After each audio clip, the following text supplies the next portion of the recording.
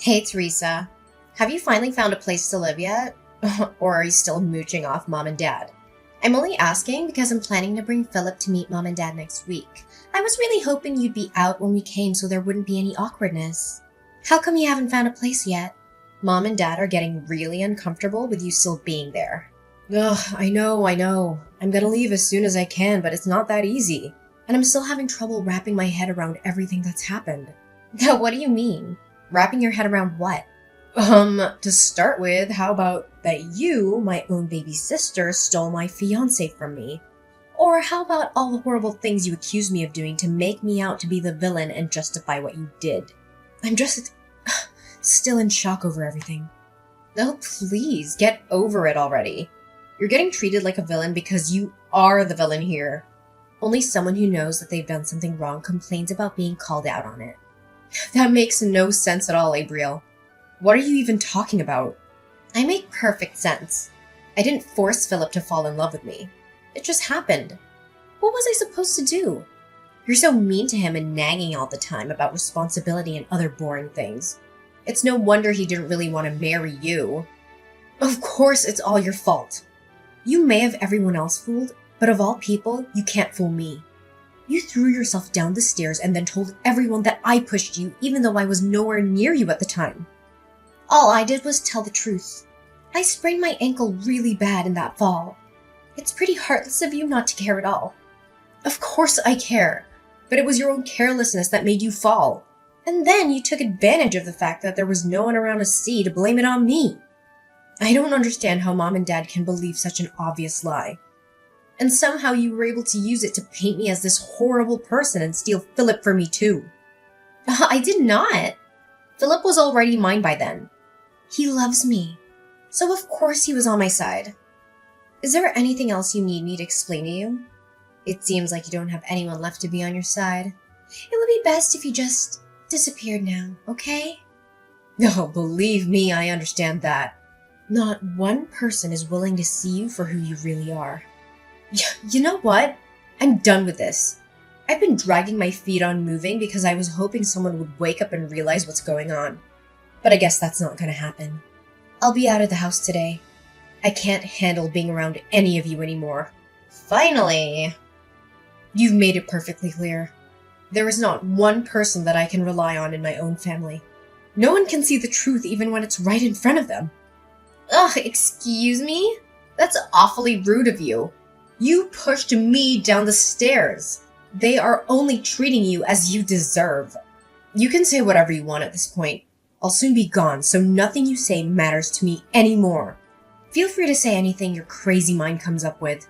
I'm packing my stuff up now, so leave me alone.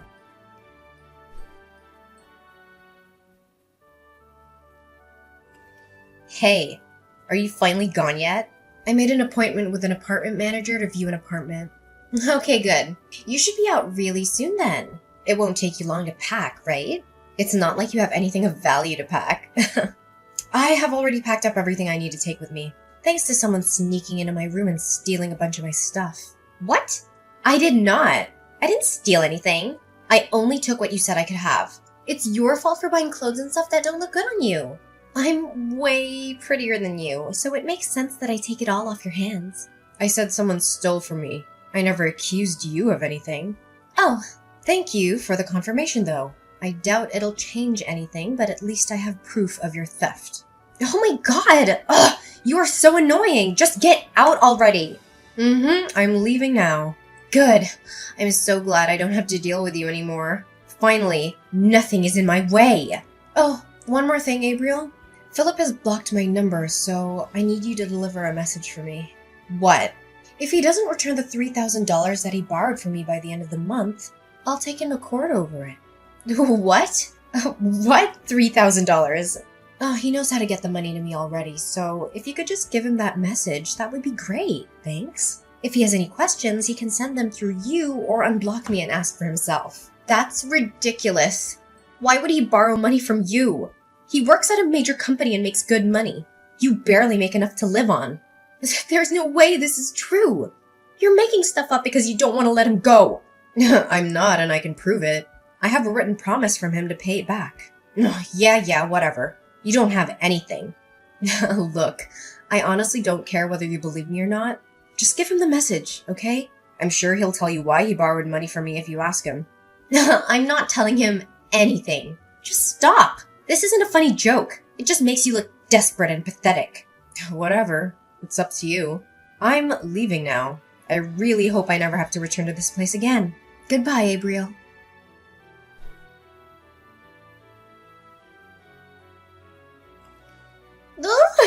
Theresa, guess what? I have some amazing news. Philip asked me to marry him. It's okay to reply. You don't have to ignore me. It was so romantic. He proposed while we were walking together on the beach. The sun was going down and, it was just so perfect. It was the sweetest thing ever. Oh, congratulations. Oh, we've already started talking about the wedding. We're planning on a budget of around $50,000? Maybe a bit more when all is said and done. Really? I wouldn't get your hopes up on that. That's a lot of money. Oh, please, you're just jealous. No, I just know that he doesn't have the kind of money and neither does our family. Oh, come on, don't be like that. Stop being such a downer. I know what your negative attitude is really about. Who cares that he has to borrow some money from you before? That's over now and his financial situation is very different than it was then. Besides, he told me he paid you back a few days after I gave him your message. Oh, did he?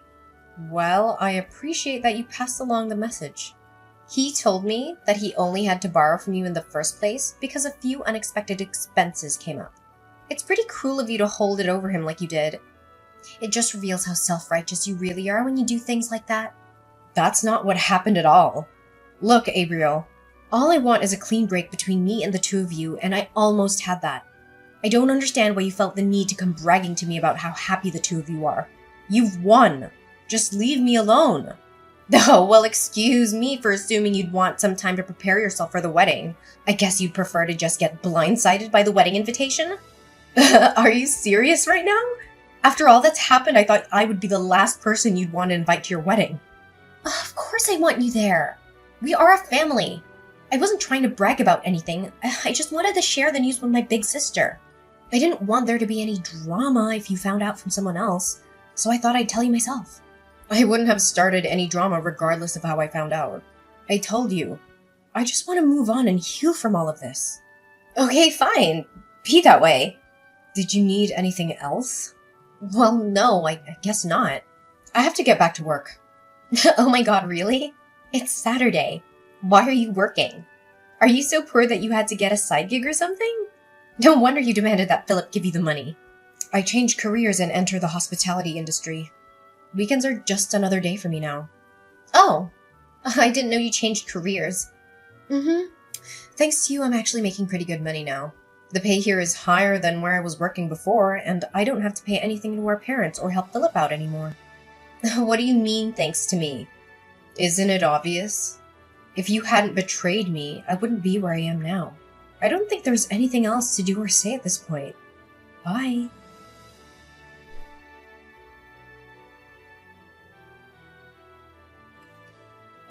Theresa, answer your phone.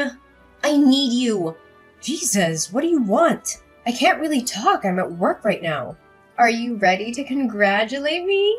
To congratulate you? For what? Is your wedding coming soon? I already congratulated you for that. Yes, it's next Sunday. You did congratulate me when I told you that Philip proposed, but I wanted to talk to you about your wedding gift to us. We're sisters, so $50,000 would be the right amount to give us, I think. I'm sorry, what now? Are you seriously asking me to give you $50,000? Have you lost your mind? Well, you're my big sister.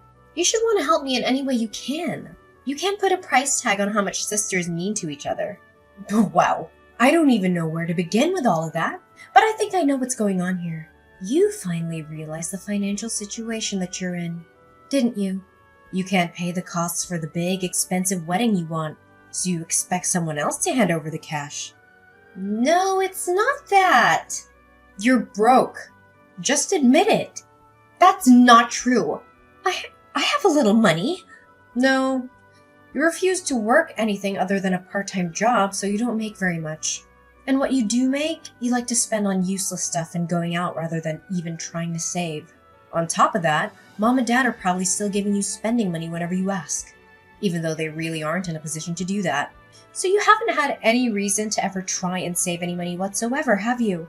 And sure, Philip works for a big company, so you probably thought you could rely on him for some money. But he's only on a temporary contract. That won't last forever. Ugh! How do you know that? Because I was engaged to him first. There's nothing about him that I don't already know. I'm gonna go out on a limb and say that you just found out that temporary employees make a lot less than full employees. That's why you're suddenly scrambling for money days before your wedding. The reason he had to borrow money from me was that he got laid off from a temporary job when the company downsized. He needed help just making ends meet until he got his next temp job assignment. I didn't expect him to be able to pay me back all at once like he did after I told you about the debt. I wonder where he borrowed the money from to make that happen. He said he had the money and he'd just forgotten to pay you back until I said something. Sure he did. Anyways, back to all this about giving you money to pay for your wedding. You went into this assuming that he was going to pay for everything. But he was under the impression that our parents would pay for it since they make a point of appearing to have money even though they don't really. That's about how it went, isn't it? Well, yeah, but it's not my fault. I didn't know that Philip was only a temp.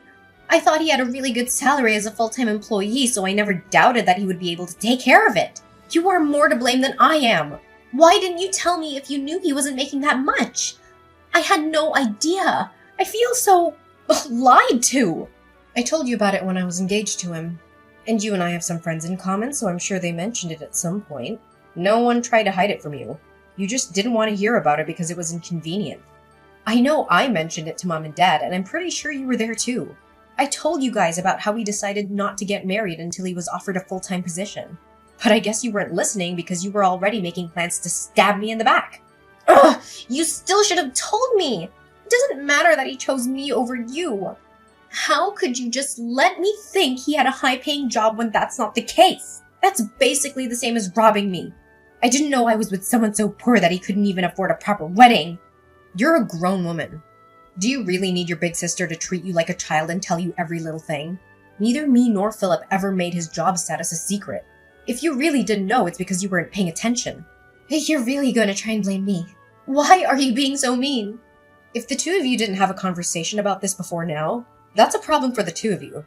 Not me, not Mom and Dad, no one. Just you. And you're the one that stole him from me in the first place. Anything having to do with Philip became your problem when you did that. At that point, his problems were no longer any of my responsibility. That doesn't change anything. And on top of that, you accused me of pushing you down the stairs and made me out to be a criminal. I was forced to move out because of you. There's no point in trying to point the finger at me. This is 100% your own fault. No, it isn't. You are to blame too. In case it wasn't clear enough, I will not be giving you any money. Not for your wedding or any other reason. No, Teresa, please. I'm your sister. You should want to help me out. Even if I wanted to, I don't have that kind of money to throw around. Please, I'll do anything. If we can't pay for it by Sunday, the wedding will have to be canceled. We've already invited so many people, and it would be so embarrassing to have to cancel at the last minute. Besides, I don't even have enough money for the cancellation fee if it came to that. We have nothing. Please help me just this once. You never have to hear from me again if you don't want to. If you help me, I'll be a better sister. I promise. I'll be there for you always. Oh, please, Teresa!